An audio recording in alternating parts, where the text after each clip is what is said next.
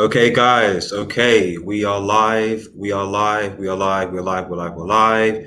Hey, guys, it's Old Man G here, back again with another Manchester United news now, our um, weekly Manchester United show where I basically just do a summary of kind of what I think are like the big topics or turning points for Manchester United in the week. I apologize. Usually it's supposed to be at 6 o'clock on Saturday, but I was out with friends and birthday, which was really, really fun.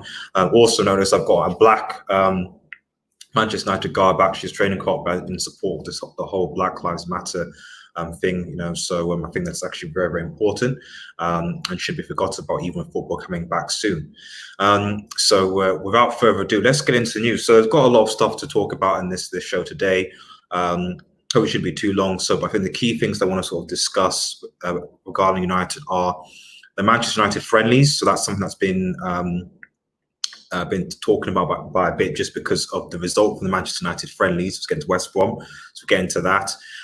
Then I want to talk about the alleged transfer budget. That's huge. And what that means to Manchester United, if that means anything at all. Then we'll talk a bit about some of the latest transfer news, specifically regarding Jadon Sancho, Jude Bellingham, and Van der Beek. And then finally, we'll just ask the question, what actually is a successful season for Manchester United? So without further ado, let's actually just sort of get into it. So Manchester United, and hopefully everyone can see that share screen. Manchester United basically had a friendly with West Brom. These friendlies actually were two games, actually two 60-minute games. A first half and a second half. So it wasn't actually a proper game per se. Sky Sports obviously the title. Marcus returns. Paul Pogba and played together in Manchester United West Brom. So there were two games over 60 minutes basically. There were two entire different teams. Obviously, as we know, Marcus Rashford and Paul Pogba haven't been out injured for quite some time, and so having them come back obviously has been great. And so they played, and it looks like they've been okay. The big thing, obviously, that people seem to be taking from this friendly, so is the fact that in the first game, Manchester United lost to the training side 2-1. And that was the team that actually had, I don't have the full starting 11, but basically that team, I think, had the front six of Pogba. It had Matic, Pogba, Fernandes. Then it had Rashford, Martial, and Greenwood, I think. And then in the match where we lost, where we won 3-1, they had Fred and McTominay playing, and they had Igalo, Lingard, and Mats also playing as well, and we won that 3-1. So it's good, obviously, that things are back to form. I think that yo, Mr. Wick, how are you doing in the chat? Same to Quiz United. Appreciate you guys tuning in. What I'm going to say is this: is that I don't think that you can look into this. I think there are a lot of fans that are already kind of like, well, what does this mean? Does it mean that Fred should play McTominay? Is there going to be some instability? So what's going to happen? I don't understand. Pogba coming back is, there's so much talk, and because of the sort of the first half, the first 60 minutes, 2-1 loss to West Brom. I think people need to realize that at the end of the day, these guys have not played for goodness knows how long. They've not played for ages. So people need to bear that in mind. Need to bear in mind that Manchester United, they have not played for ages. This is essentially the first friendly game. They need some time to get back into the swing of things. And also, we don't know the circumstances, so were they really taking it seriously? Were they going for it, etc., etc.? So the point I'm trying to make is that I really wouldn't read that far into the score on this game, even though ultimately we won the game overall. For me, actually, what it actually does, if it does anything at all, is it gives us a bit of realism. It gives us a bit of realism because what it basically sort of says is that it's clear that these players have not been playing for a while. They've been out unfit. They need time to get back into things. And the reality is that you're not going to see a fantastic Manchester United performance next week. And by the way, guys, we'll be doing a Manchester United versus Tottenham preview next week, either the day or the day before, so stay tuned for that. It's going to be good. But remember to like the video as well, guys. But yeah, the reality is that we need to keep our expectations low. This Manchester United side is not going to just carry on from how it was before the break. It's not just going to just we're going to see Pogba and fernandes blitzing and scoring 7-0. In fact, they weren't even doing that before the season, before we closed because of COVID anyway. So it's stupid to sort of assume that we're just going to go and just beat Spurs and it's going to be easy. It's not. Spurs, to be fair, and I'll talk about this coming up into the preview, are going to have suffered a few blows, but won't go into that now. But the point I'm trying to make is that we need to realise that these players need to come back to fitness. They've not played for ages, and they need to take their time to get back. So I welcome these friendlies. I welcome because it's effectively a pre-season. Hopefully, Ole Gunnar Solskjaer can get an idea of what his Sunderland should be. But it does make things interesting, so because, the reality is the likes of Fred in particular, does Fred deserve to be dropped? He's tried the midfield with Matic and Matic, Pogba and Bruno in this game. And I think that's what we're going to go for. But it's just an interesting thing, does Fred actually deserve to be dropped from it, considering how he was performing up until the lockdown? Does he really deserve to be dropped? I'm not sure. Matic, Fred and Pogba, especially bearing in mind that Fred and Pogba speak the same language, or on the same level. I don't know. We'll see what happens. I think we'll learn a lot come Spurs. But with, I think, the 5 substitutions as well, and I think that's the thing that people need to bear in mind as well, is that the fact that we're obviously using 5 substitutions. So I should have put this title up. I didn't put a title up. People will know what I'm talking about. Sorry, guys. The fact that there are going to be 9 substitutions on the bench and then 5 substitutions. We'll talk again about this comment and in the preview. Means that in a way there is flexibility and adaptability to alter the team. So if the Pogba Bruno thing isn't working, so then we can bring on Fred, we can bring on McTominay easily, So the reality is, even if we do start Pogba, Fernandes, and Matic, and it doesn't work for whatever reason, even though I think it should, or at least it'll take time to work, we've got the subs to be able to correct these situations. So I think, basically, in summary, people need to chill. It's just a friendly, and I think it's just good that we're actually getting back to the swing of things, getting back to football, and things are good. Things are where they are. So that's a positive. That's positive. Remember, guys, to please like if you like the vid. Really, really appreciate it. And we'll go on to the next topic. So next topic here, okay, is huge summer transfer budget planned. Huge summer transfer budget plan. Now, there's been a lot of talk, basically, just regarding, and this is actually coming from, what's his name again? Actually, the Sport BLD, the head of Sport BLD, Christian Falk, who's basically one of the as one of the heads of like sports sort of journalists, basically, in Germany. I think he covers a lot of UK journalism as well. And there's a lot of this story going around that Manchester United basically have a huge, they have a huge transfer budget. They have a huge source of money that they're going to be able to pool into to be able to actually buy players. Adachi Raj, which position players Manchester United need urgently? Well, we're gonna talk about that in this whole huge transfer budget planned talk, at least a bit anyway. But the reality is that okay, here's the reality here. Okay, here's the reality here, guys. Manchester United have not had what I would define a huge summer transfer, and this article reports figures around 200 to 300 million pounds. I would love if that was the case. I would love it. This guy, Sportsby, he says it's here actually, folks. United weren't convinced enough for Team Werner's poker. The next player will be moved on more aggressively. The 300 million also spent during the summer, if the needed players are on the market and if they can sell some players. So essentially, it's sort of the talk that we had before, which is there's 300 million pounds available. It's all there if the right players are available in the right market. So there's a lot of money available, but if we don't deem those players worth our time, worth our money, then we won't buy them.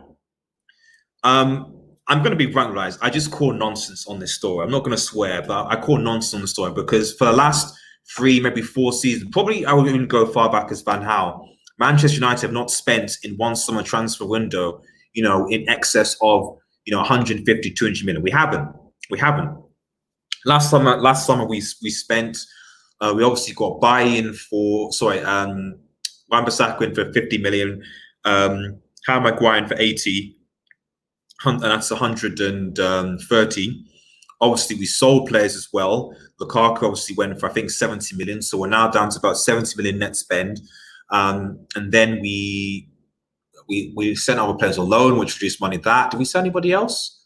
Fellaini, obviously, which was bring down to 50 million. And then Bruno Fernandes, we bought for 47. So effectively, you could argue our spend from January and the summer is about 80, 90 net spend. That's nowhere near 200 million. I just don't think that United as a football club, especially with the pandemic, especially with the Glazers, are going to fork out 200 million pounds. Even though, as I did show you, Raj says, what position of players need badly. I think that the right wing position, the striker position, the CDM position, these are key positions that I think Manchester United need to strengthen. I'm going to talk on our transfer news in a second. But the reality is that, with Ighalo obviously having signed up until January, which puts the striker thing in a weird circumstance, as well as the reality of the COVID situation and the fact that Dortmund look like they're not going to budge. More about that later. I just can't see us spending 200 million, 300 million even. Nor can I see Ed Woodward with the crisis that we're in spending that amount of money. It's not going to happen, guys. And I just think United fans going to transfer window, whenever the transfer window happens, need to be realistic. That's just my 2 cents. So that is that story over. So moving on to latest transfer news. Van der Beek. So I want to sort of start the transfer news with a bit of positivity. There's been a lot of talk regarding this fella here, Donny van der Beek from Ajax, and Ronald de Boer rates Ole Gunnar Solskjaer push to sign. So for people that aren't aware, there was talk from the head of Ajax recruitment football, what we should actually have, but we don't, from Van der Sar, saying that basically Manchester United have been interested in Van der Beek. It's a sort of a tie between them and Real Madrid. Real Madrid seem to be hesitant because they don't think he's got his right value, obviously the COVID situation and so on and so forth. And Manchester United could take advantage, and Van der Beek possibly will be open to it. Now, Ronald de Boer is obviously Ajax legend. Some of you basically he's Ajax coach. He's not an Ajax coach as far as I'm aware, right now anyway. But he basically claims that Van der Beek, as you said, is he's right that Ole Gunnar Solskjaer is pushing Van der Beek. He obviously talks just about the qualities that Van der Beek has. He says Real Madrid, if Real Madrid don't decide, to go for it, then Manchester United are open to getting Van der Beek instead. Now here's the thing about this story. So I don't know about you guys, but I'm sort of semi-tired of of stories where Manchester United are linked to players, and these players have a first choice, and Manchester United is a backup. Manchester United Football Club shouldn't be a backup to anybody, and the reality is that that will reflect on the performance.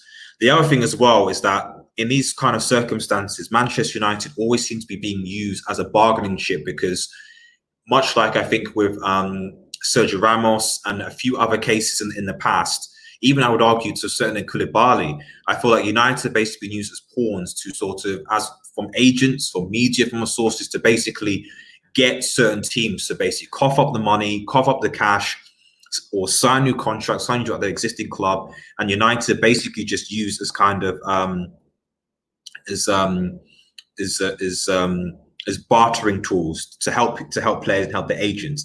And that shouldn't be the case, really. We should want players who generally want to come to Manchester United. I know it's not easy like that in the world now, but to be honest, if our scouting crew were semi-decent, we'd be able to find reasonably affordable players across the continent, no problem, not necessarily rely on overpriced British talent. So that's Van der Beek. We'll watch this space. We'll see what happens, and we'll let you know. So here's the sort of maybe not so pleasant news. We're going to just quickly touch on Jadon Sancho. And Dortmund have basically given a minor update, as it were, regarding Jadon Sancho. It's not massive, but I still think it's important to mention.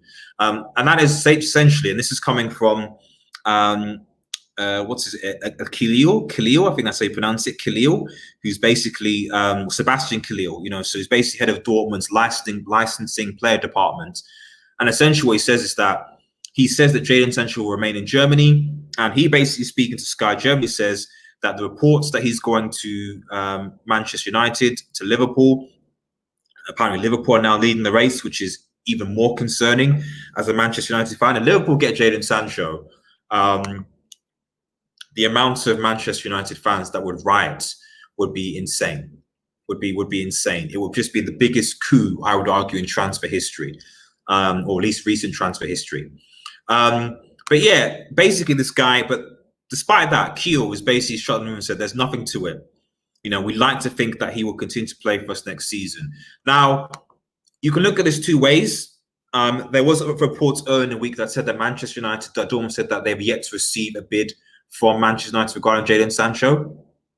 So despite all the media talk and speculation that Jadon Sancho is close, blah, blah, blah, blah, when in the midst of the race, have Dortmund actually received a bid from United? No. Is there any talk Liverpool going to get anything from him? No, there's not. So that's the reality, folks. I don't think that Manchester United have a bid for Jadon Sancho as of yet. I don't even think they're in intense negotiations, really. I just think that, we need to watch this space of Jadon Sancho.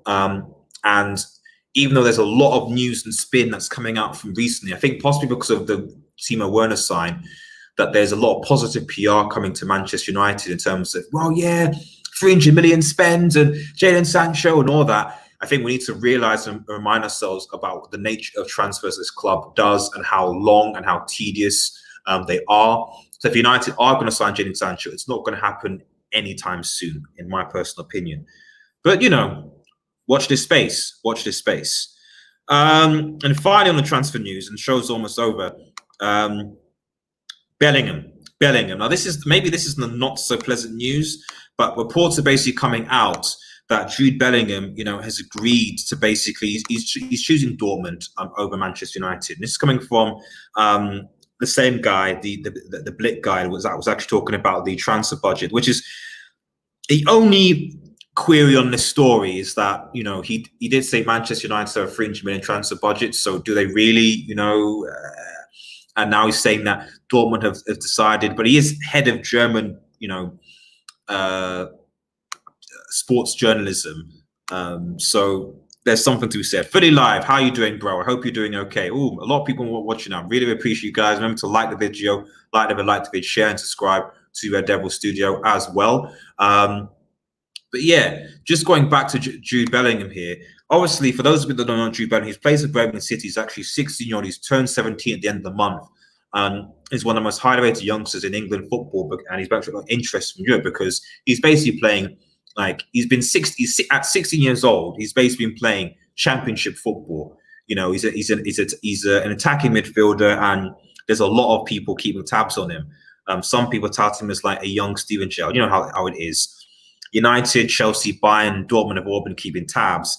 And basically what Sport Bild of Christian Falk, obviously, who is basically obviously head of the sort of journalism organization in Germany. There's the bias there. He's basically reporting that Dortmund have won the race for the signature. Now, like I said, there is a raised flag for me on this, just from the simple fact that this is the same guy said that Manchester United have a 300 million transfer budget, to spend if the players are available. So I'm not entirely sure how much truth there is to it. But at the same time, would it surprise me if he went to Dortmund? No, because he's already seen Jadon Sancho. This is the thing about the impact of Jadon Sancho, is that Dortmund have a reputation for developing players and making players better and more expensive and high profile. And I think that what you'll find is that you find a lot of more British players, possibly French players, certainly British players, having seen what Jadon Sancho has done, will also consider doing the same thing, as well, taking that venture, So would I be surprised if he went? No, it's a shame, because I'd rather we bought Bellingham and then loaned him back to Birmingham to continue to develop, because this is someone who could be used for Manchester United in the future. But again, we're slow in transfers, and it is what it is. So yeah, more on that later. And so finally, as we just sort of round this up, I just thought it'd be just a good thing to just discuss what my thoughts are on this. And is what will be a successful season? What will be a successful season? We've obviously, and we'll talk again a bit more about this, when we do the preview. We've got 4 games, and obviously we've got another how many so games? I think 5 games or so, and then the season's wrapped up. So 9 games in total. And what will be a successful season for Manchester United? What will be a successful season for Manchester United? For me, where we are right now, Manchester United, for me, a successful season, Manchester United is we finish top 4. Well, the best case scenario, okay, let's go for the best case scenario is that we get top 4, we win the FA Cup, and we win the Europa League. That is for me the best case scenario, because United aren't going to win the Premier League, obviously. So winning the FA Cup, winning the Europa League, and getting top 4 is the best case scenario for Manchester United. If we get that, there could be no complaints about Ole Gunnar Solskjaer. He basically he stays for another year, 2 years, etc. Because what more could he have done in the circumstances? That's the best case scenario. But my question is, and let me know in the comments, guys, after the show and during the show, what you think a successful season Manchester United would be. But my thing is that what is a successful season? What would you define as a successful season? Now, for me, and maybe I rate the bar quite low, but for me, a successful season is getting back into the Champions League. That for me is a successful season, because I can see the team that we're going, that we're building, that we're progressing to. And so the Champions League football helps us to attract certain players back into that, and we can build on what we've been doing this year. So for me, by hook or by crook, getting to the Champions League, whether that's by a top 4 or whether that's winning the Europa League, top 4 for me is Champions League. That's why if we win the FA Cup and if we don't get to the Champions League, it'd be difficult for me to say that that's successful. It'd be great Solskjaer winning his first trophy if it's the FA Cup, and we could, well, to intents and purposes, we couldn't win the FA Cup. But for me, if that's just it, then it'd be a struggle. And do I really want to watch United in the Europa League again? I bet the Europa League is getting a bit more competitive. I'm not sure. The positive thing is that because the Europa League have been deferred back to August, we don't have to think about trying to compete for one or the other. So we can basically, United, from now till the end of the season, can focus on just going for the Premier League. And then, after the Premier League's over, we can then focus on going for the FA Cup. And after that's over, we can then focus on going for a European, a trophy, So that's the positive thing. There aren't games. The competitions are separate, which means that we can focus our attention on different things. I think that's very, very, very important. So yeah. Just last comment in before we wrap things up. Rasmus, man, shouts out. I hope you're doing well. I'm literally just about to finish, Rasmus. So thank you very much for stopping by. I hope you have a lot more stuff going on this weekend. Or we watch the show. But yeah, guys, thank you so much for those who tuned in and those who be watching. If you're new to the channel, please remember to like, share, and subscribe. To Red Devil Studio. I hope everyone is liking this kind of new format, the whole studio thing, the United News Weekly thing. Let me know in the comments again how we're gonna what you like from the channel, etc. Because as we get back into the swing of things, as football comes back, I'll be using this kind of interface and maybe 1 or 2 things that I'll reveal later to do my match previews and my post-match reactions. So I'll be going kind of live like this for my post-match reactions and my match previews, where we'll be going through all the different all the different things, so that should be really cool. So yeah, guys, thank you so much for watching. Really, really appreciate it all. Take care, guys, and cheers.